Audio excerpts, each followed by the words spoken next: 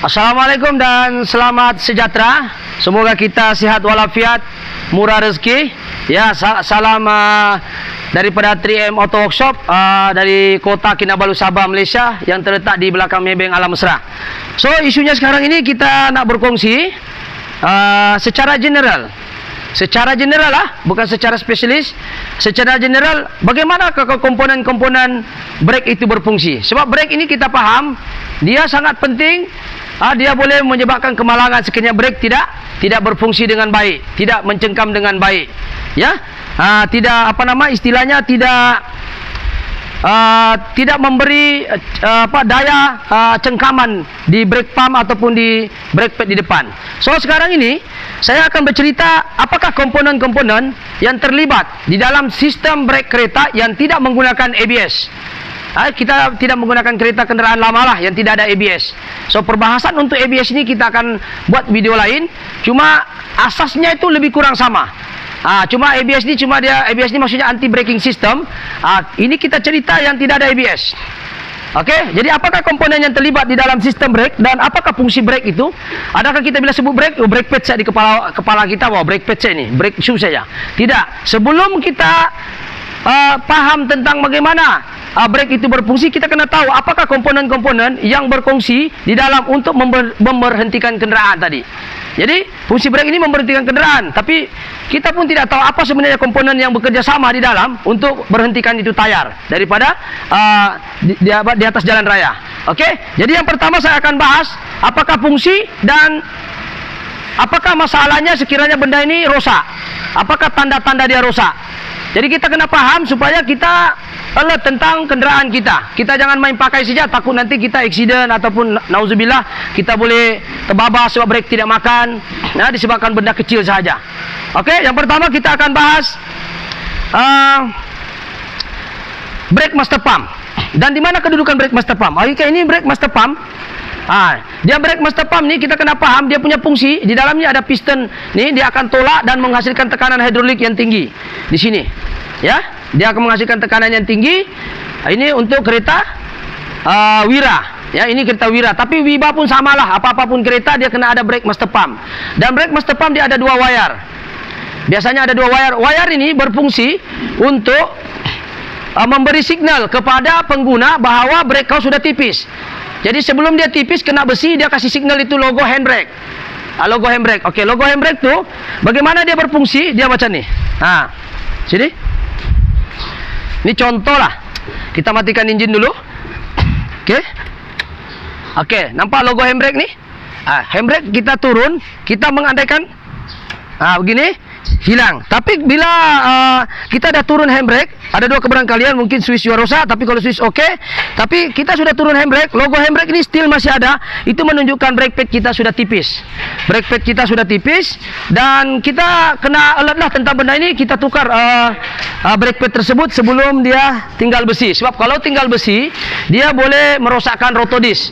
So, ini brake master pump fungsinya adalah namanya master. Maknanya dialah yang main dia untuk memberi tekanan kepada sistem minyak untuk memberhentikan kenderaan, disokong oleh beberapa komponen-komponen lain. Jadi kita mau bahas dulu apa fungsi dia, apa komponen yang ada terlibat dan apa gunanya wire ni. Dua ni. Wire ni kalau kita tengok kameramen, kita tengok sini. Wire ni apabila minyak maksimum, dia ini minimum. Bila minyak itu kurang, nampak ni yang saya pegang ni, nampak ni tangan saya. Ini ada switch tau, sensor. Jadi bila minyak itu kurang, dia akan touching tu sensor di dalam tu. Dia ada macam magnet. Sekejap saya buka. Ni. Nampak sensor magnet ni? Dia akan touching dengan sensor di dalam ni. Bila minyak itu kurang, dia akan touching dan dia akan menyambung dan menyalakan lampu handbrake di dalam. Kalau kereta kamu ini bagus, sensornya begini, syukur alhamdulillah. Tapi jarang juga saya jumpa kereta yang logo handbrake itu keluar terus untuk memberitahu pengguna brake kamu sudah tipis, warning sudah sampai. Jarang. Syukurlah kalau kenderaan itu boleh menyala terus handbrake dia. Jadi isunya sekarang ni, apa tujuan lampu handbrake itu? Bukan sekadar memberitahu handbrake kau, tetapi dia memberitahu brake pad kau sudah tipis. Jadi macam mana cara kerja dia? Ini sensor dia, nampak ni. Nampak ni tangan saya. Bila ini sensor ni turun, minyak kurang kan dia turun. Dia touching, dia akan hidupkan lampu handbrake. Jadi kamu ni sebagai pengguna alert lah. Bila lampu handbrake menyala terus, walaupun handbrake punya pedal tu sudah turun, tapi dia masih menyala, dia suruhlah kamu tukar brake. brake pad. Dengan andaian minyak jangan ditambah-tambah. Sebab itu minyak brake kalau dia sudah turun jangan lagi kamu tambah-tambah. Minyak brake tidak akan kurang kalau tiada leaking. Okey, itu fungsi brake master pump dan apakah komponen yang ada dalam brake master pump? Inilah yang saya tunjukkan. Itu first, bagaimana kita tahu brake master pump bekerja. Seterusnya masuk kepada part 2 dalam sistem brake ni ialah booster. Booster ni kalau bahasa kampungnya labu bulat. Okey, brake master pump dengan labu ni adik-beradik. Dia duduk ini macam.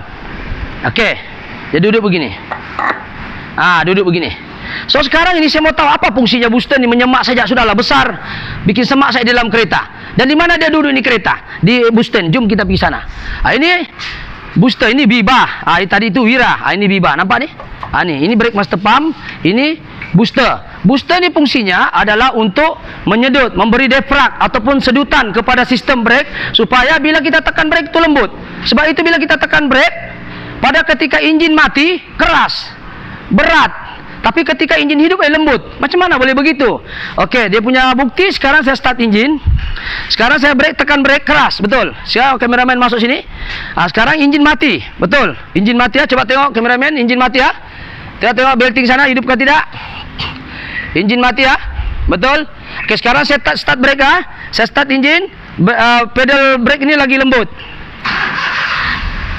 Okey, lembut. Nampak? Lembut. Lembut dan daya cengkaman dia lagi kuat sebab dia membantu pemandu untuk menekan dengan lebih mudah lah. Okey, itu yang kedua lah tentang booster. So booster brake master pump ni kita mau tahu kalau dia rosak macam mana. Okey, brake pump pula saya lupa tadi. Kalau dia rusak memang macam saya cerita tadi lah. Dia pandai turun tu pedal, daya cengkaman tak kuat. Bila kita tekan-tekan begini sudah buang angin masih juga dia turun. Lepas tu kita buang angin pun pancitan dia tak kuat. Itu ciri-ciri. Yang kedua master pump juga ni saya terpaksa ulang balik. Dia leaking. Kalau dia leaking maknanya brake master pump pun tidak boleh pakai. Okey, yang kedua booster pula macam mana kita mau tahu dia rosak? Satu, apabila dia terpasang begini di kereta, dia ada bunyi macam ular sawah tau. Shhh. Maknanya dia punya di dalam ni ada defrag, dia ada getah ni, dia sedut ikut pergi enjin. Okey. Tanda-tanda dia rosak bila kita tekan brake, walaupun enjin hidup, dia masih keras itu brake, menunjukkan booster ada masalah. Tetapi kena ingat, booster rosak bukan semestinya kalau keras itu mesti booster, tetapi boleh juga jadi kepada hose vacuum di sini yang bersambung dengan enjin. Contoh sekarang. Saya kasih contoh. Ini booster, nampak? Ini booster. Kalau saya cabut ni, yang menyebabkan dia lembut disedut oleh vacuum engine. Ciri-ciri booster yang rosak selain daripada keras kita tekan brake, yang kedua dia ada bunyi macam ular sawah, punya ular sendu, ular kobra. Yang ketiga bila dia ada bocor, dia ada bocor, sama ada dia bocor di dalam defrag dia sendiri atau bocor di hose, RPM akan naik. Contoh ini kita cabut nampak? Dia andaikan hose ini pecah ataupun terputus ataupun defrag itu sendirian mungkin menyebabkan RPM naik. Boleh dengar tengok RPM sana, tengok naik turun ke tidak? RPM naik turun kan? Okey, sekarang maju sini, sekarang akan masukkan balik. Okey. Jadi ciri-ciri booster yang bagus, idling akan terganggu apabila defrag ataupun booster ni kacau. Jadi kalau keras itu brake, jangan ganti dulu booster. Ganti dulu dia punya hose. Mana tahu hose-nya sejak pecah. Hose daripada vacuum bersambung dengan manifold intake. Ini tengok ini booster, sambung dengan ini. Ganti dulu dia punya hose dulu. Kalau sudah ganti tiada jual leaking ke apakah, memang kita akan salahkan booster brake master pump. Okey, kita akan beralih kepada komponen ketiga. Apakah yang terlibat dalam kenderaan selain daripada booster, fungsi booster dan ciri-ciri booster yang rosak. Ketika memandu dan ketika idling kita boleh dengar. Ketika idling kita boleh dengar bunyi angin macam bunyi ular sendola ataupun ular tedung. Ada bunyi meleaking sebab di dalam ni ada getah, ada defrag di dalam ni macam paru-paru kita lah. Dia ada napas. Jadi disedut oleh enjin untuk membantu kaki kita untuk kasih lembut ni. Sebab kalau tiada angin dia keras. Dia keras. Jadi itulah gunanya. So, ini salah satu ciri-ciri Wira ya. Wira ini dia leaking sebenarnya. Nampak ni leaking ni. Dia leaking. Ini kita mau cerita lain lah. Sekarang ini kita mau cerita apakah fungsi dan komponen-komponen terlibat dalam brake. Yang ketiga, dalam sistem brake juga kita kena faham. Ini yang orang selalu terlepas pandang. Ini binatang apa ini? Dia bentuk dia dua masuk, 4 keluar. Inilah disebut sebagai valve body pump. Valve body pump ni berfungsi untuk distribute. Brake belakang sana 2, brake depan sini 2. Jadi isunya itu hari Wira, saya lupa kongsi. Brake depan dia tebal brake dia. Coba ambil brake satu, brake pad dia masih tebal. So, kita mau kena pasti macam mana mau tahu ini valve body pump ni bagus ataupun tidak. Sebelum buka, ini setelah buka. Sebelum buka, bila kita pump buang angin, tiada minyak keluar di nipple sini. Ini andai kata tiada keluar di minyak sini. Kita pump tapi tiada keluar minyak sini. Menunjukkan ada berlaku penyumbatan. Sebab ini begini ya, coba kameramena, ini badan kereta. Okey, dia duduk begini. Ini contoh lah, dia duduk begini ya. Dia duduk begini. Okey. Ini pergi tayar depan 2, ini daripada brake master pump. Brake master pump duduk begini. Okey. Okey, ini pipe 2. Sorry, ini pipe 2. 1, 2. Ini depan pergi sini. Sorry, ini depan pergi sini, belakang ini pergi sini. Jadi 2 ni masuk, 2 ni masuk pergi sini. Lepas tu dia alih pergi tayar belakang lagi 2, tayar depan 2. Tetapi isunya Wira hari itu tidak keluar minyak, belakang saya keluar minyak. Sebab itu kenapa brake padnya tebal. Sebab tidak ada tekanan, piston tidak dapat bergerak. Piston ni tidak dapat bergerak. Jadi sekarang isunya macam mana mau tahu ini barang ndak okey? Okey, yang pertama sekali kita buang minyak di nipple brake tu. Kalau tiada minyak keluar dengan andaian tiada angin, dan kita buka brake master pump dari sini. Ini nipple kita buka. Bila kita tekan di sini, minyak laju keluar. Tapi bila dia melalui nipple body pump ni, melalui nipple body pump tidak keluar pula minyak di sini. Sedangkan kalau kita direct buka, dia keluar, menunjukkan ini rosak. Itu satu. Mananya brake master pump okey, tapi nipple ini yang sumbat. Okey, cara ke pertama tadi, tengok sini ada minyak kah keluar tidak di nipple ni, size 10 ni. Yang kedua, kita buka di nut brake master pump punya hose ni, high pressure ini, yang tekanan tinggi ni. Kita try, bila satu orang tekan brake, terpancit keluar laju. Mananya brake master pump okey, nipple yang rosak. Valve body pump. Valve body pump yang rosak. So, macam case yang ini, hari itu tayar belakang saja yang ada minyak, tayar sini depan tidak ada minyak. Sebab itu tayar depan brake-nya masih tebal, dan bila dia tekan brake tidak makan. Ini masih tebal. Brake belakang tipis, sebab tekanan brake belakang saja yang bekerja, di depan tidak bekerja. Disebabkan berlaku penyumbatan kepada body valve pump. Body valve pump ini sangat penting sebab dia yang separate itu minyak depan, tayar belakang, minyak dengan tayar depan. So, macam mana kita mau tahu? Langkah pertama dari sini, langkah kedua kita tengok di sini. Bila kita pump, keluar di sini minyak, tapi bila dia melalui 2 ini tidak keluar minyak. Di sini keluar. Okey, sekarang ini sumbat. Macam mana saya tahu dia sumbat? Sekarang kita akan langkah ketiga, kita gunakan pump, tembak dia. Kalau dia terpelanting ini tisu, sebab ini kamera dia nampak angin tu keluarkan, kita letak tisu untuk lebih jelas. Okey, ini tayar belakang, ini tayar depan. Okey, satu orang boleh pump. Okey, pastikan yang okey dulu. Yang okey. Okey, yang ini kita tahan sini. Buat. Okey, yang ini langsung tidak keluar. Langsung tidak keluar. Ini brake depan, ini tayar depan, ini tayar belakang. So, tayar belakang saja yang bekerja selama ini, tayar depan diam-diam. Sebab itu kenapa brake-nya tebal. Kita tidak dapat dia. Tidak keluar. Okey, jadi itu langkah ketiga untuk kena pasti dia sumbat di mana, kita kena ganti yang ini. Okey, sudah kita ganti yang ini, barulah kita boleh tahu masalah-masalah lain lagi lah. Sebab kereta ini dah 25 tahun Wira ni. Ini kereta Wira, kita kongsilah sebab dia kereta lama. Sebab itu kita kena bleeding. Sebab yang menyebabkan dia sumbat ni disebabkan oleh minyak yang kotor. Sebab di dalamnya ada spring valve. Dia turun naik. Bila bertekanan tinggi, dia akan bagi 2 sama rata. Jadi bila kotor, dia tidak dapat bekerja. Itu spring tidak mau turun naik itu valve. Sebab itu dia tidak boleh makan tu brake dengan bagus. Itu yang ketiga. Okey, komponen yang keempat yang terlibat di dalam coba matikan kompresor dulu. Yang terlibat di dalam sistem brake,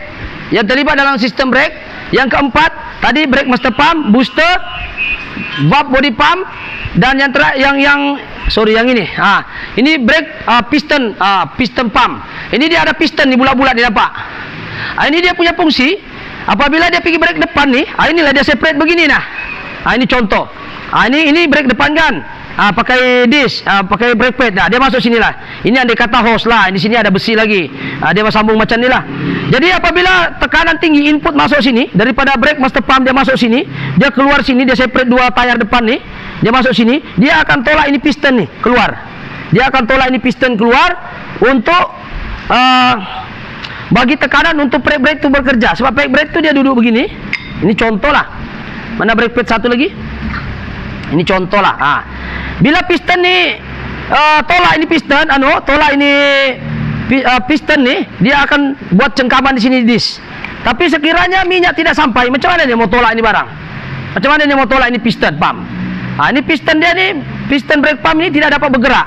Kita mau tahu dia okey kah tidak okey. Yang pertama sekali kita boleh tahu, kita cuba try hidupkan pump, kita cubalah. Langkah pertama kita mau tahu dia rosak kah tidak. Bukan disebabkan oleh valve, bukan disebabkan oleh ini. Kita try, kita try tiup dulu. Kalau dia boleh keluarlah. Coba buka dia. Coba try dia. Kasih masuk ni. Kalau dia, langkah pertama kita cuba guna angin, yang kedua kita guna kaki lah. Itu contoh. Ini tidak jam. Mananya tidak jam, mananya tiada masalah. Tapi jangan buat begini ketika ada minyak. Ini contoh saja untuk kita bagi tahu brake pump piston ni leaking atau berkarat ke tidak, jam ke tidak. Kita tahu, kita boleh tiup guna angin sini, ataupun boleh satu orang tekan brake. Jadi kalau ini pun tidak jam, maknanya puncanya lebih kepada ini. Jadi kita kena pasti dulu apa masalah dia. Kenapa dia rosak, ciri-cirinya rosak. Yang pertama, bila kita tiup angin dapat dia keluar ni piston ni. Yang kedua, dia keluar je tapi slow-slow. Dia jam di dalam ni. Sebab di dalam ni dia ada tekanan minyak hidrolik. Ni nampak ni tong dia ni, nampak? Ya.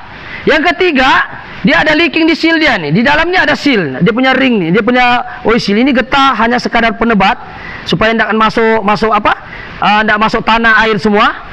Tetapi di dalamnya paling penting ini o-ring dia ni, o-ring ni, nampak ni? Ini o-ring. Boleh nampak Ni ni. Ini getah ni penting. Kalau ini petah ni genting, getah ni tidak dapat cengkam ni, tidak dapat peluk, minyak akan keluar terus. So jangan salahkan dulu piston dia. Kena pastikan ini getah o-ring ini ganti dulu dia punya kit ni. Ini dia punya kit ni. Ini kit dia, nampak? Kameraman boleh nampak? Pastikan ganti kit dulu, jangan ganti dulu dia punya kaliper brake. Ini kaliper brake bukan kaling-kaling harganya nih. Ganti dulu dia punya kit, ada jual nih. Jadi komponen seterusnya kita mau tahu dia rosak, tiup pakai angin. Yang kedua boleh tekan pakai brake. Kalau dia keluar, alhamdulillah, tidak leaking, tidak jam. Okey, komponen yang keberapa sudah? 1, 2, 3, 4. Yang kelima, ini brake depan, tayar depan. Yang ini tayar belakang. Kita mau tahu dia rosak atau tidak, senang saja. Kalau dia sudah begini, apa lagi mau dicerita kalau sudah begini nih. Sudahlah dia leaking, berkulat lagi, berkarat lagi. Kalau ini ganti dulu. Kita ganti. Dia punya fungsi ni brake shoe, dia duduk begini. Tahu kan macam kasut tu? Dia duduk, dia tolak. Sekiranya dia rosak, kita boleh tahu dia rosak. Satu, kita guna manual saja, dapat tiup pakai angin. Kita picit nih. Kalau ini lembut, tapi tiada guna jauh jadi lembut. Sebab kenapa? Dia keluar juga minyak nih. Kita tidak mau dia setakat lembut, kita mau dia lembut dan tiada leaking. Ada lagi satu tidak leaking, jam lagi. Itu pun tidak boleh juga. Macam ini jam, nampak? Saya tekan pun tidak boleh. Tidak boleh. Bila kita tahu dia ciri-ciri yang pertama dia ada leaking, kalau kita mau tahu dia brake pump rosak. Yang kedua dia jam, kita tekan pun tidak jalan. Yang ketiga di brake shoe itu makan sebelah. Ada tebal, ada tipis. So ini menunjukkan brake pump masalah. So ganti saja. So itu saja perkongsian pada hari ini ya. Bagaimana brake pump itu dengan anda yang pipe tiada bocor lah. Jangan cerita dulu yang lain kalau yang lain bocor. Kita jadi 4 komponen kan, 5 komponen. 1 brake pump, booster brake master pump, valve body pump, brake piston dan juga brake pump belakang. Okey, itu saja perkongsian pada hari ini, fungsi dan apa sebab-sebabnya kenapa brake tidak makan. Jadi kena cek dulu komponen-komponen ini untuk mengekalkan sistem brake dengan lebih baik, cengkaman lebih bagus. So, yang paling penting dalam dunia brake ini untuk mengelakkan komponen-komponen 5 tadi rosak. Satu saja nasihat saya, setiap 100.000 paling maksimum bleeding kereta anda. Jangan tukar brake pad saja, bleeding dia. Buang minyak lama, masukkan minyak baru. Sebab minyak lama itu akan menjadi karat dan seterusnya menyebabkan jam. Okey, itu sahaja perkongsian pada hari ini. Semoga bermanfaat. InsyaAllah kita akan berjumpa lagi di video lain.